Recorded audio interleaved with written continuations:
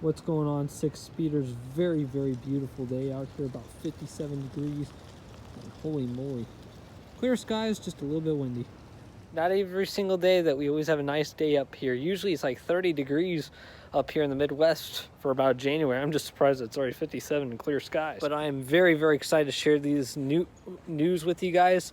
Finally, it took me about a little while to get done, but we finally did on the family car, and this is what we finally did. So if you remember the Saab review, which I'll leave that link down below, the car was with us, and it's been our family car. This was my first car that I ever learned how to drive on and stuff back in 2016.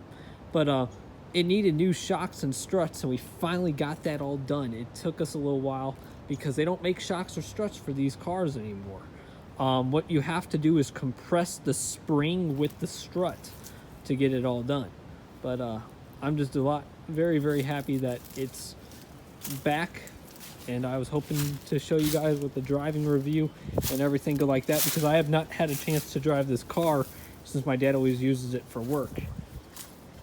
So we'll go ahead and drive it around and see how it looks and see how it handles and everything. But it looks a whole lot better, and it even sits up a little bit higher the way that should be.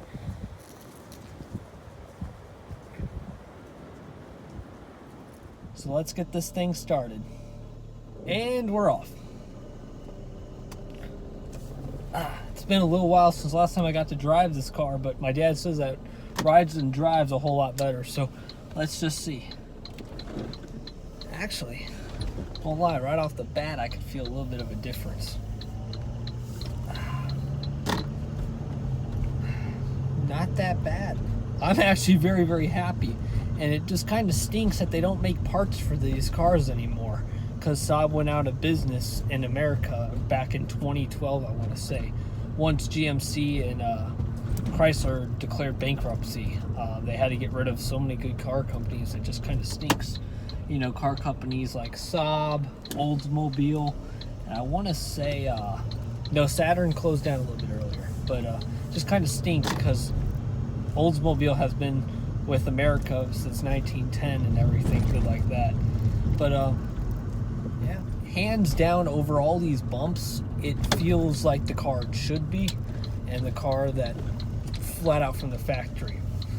The only reason why I did not keep the Saab and I gave it back to my dad was because, like I said in the review, I wanted to modify my own type of car, but sadly my dad kind of did not want that. He's strictly OEM. He's one of those keep everything factory, keep it how it is, and that's perfectly fine.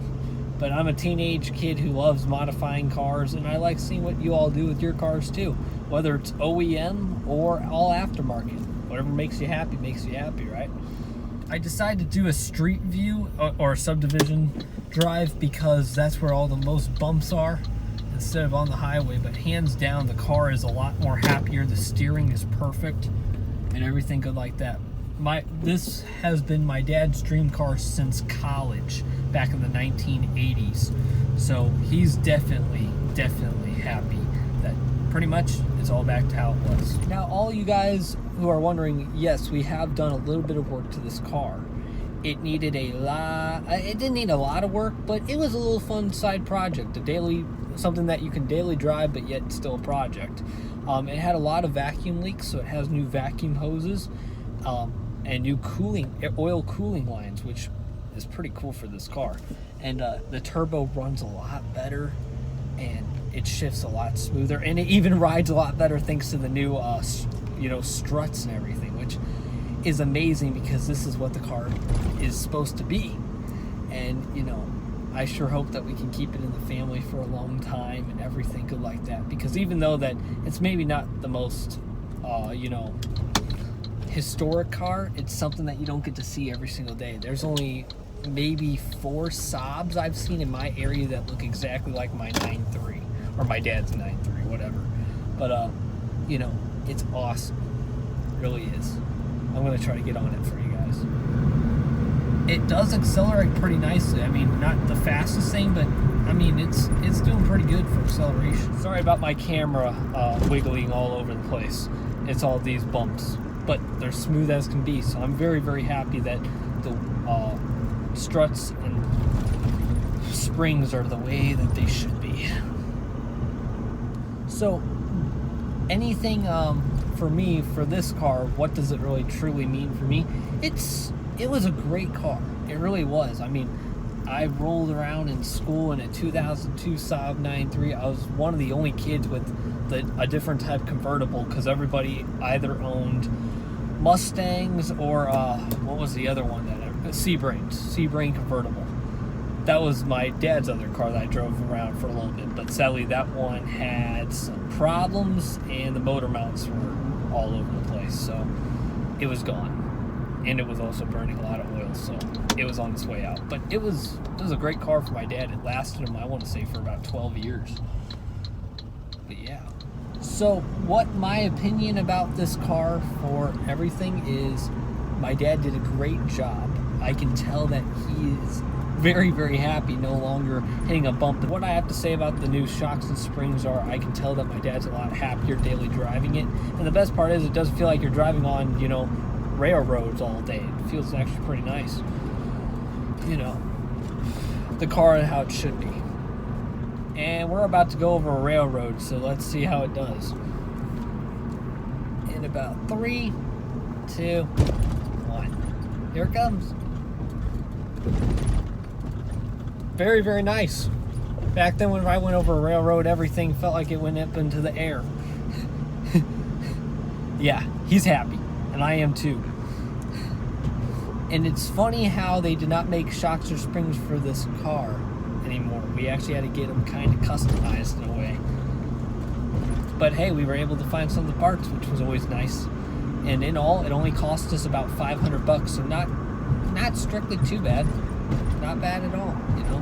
I know my coilovers cost me about $600, and I had the work done for about $200, so you know, not too bad whatsoever. Roughly about the same price, just $100 difference, besides the strut and everything.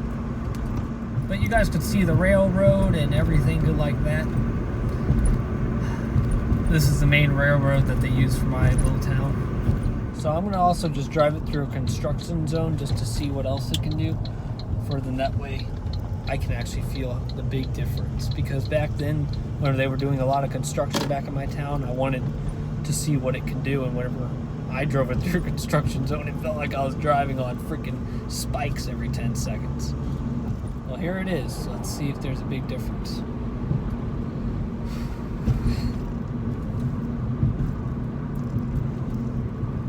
Not bad whatsoever. I mean, a little bit of bumps, but not too bad whatsoever. I'm extremely impressed by how the strut and everything works for comfort. But not only that, how much it improved. How $600 can improve your car for that much. But I still prefer coilovers, dampening and, you know, everything good like that. Oh, and stiffness adjustment. I like that too. I'm also just going to take it down one more subdivision just to be sure that, you know, I actually do feel the difference. Because each subdivision around here needs some road work. It's not too bad whatsoever.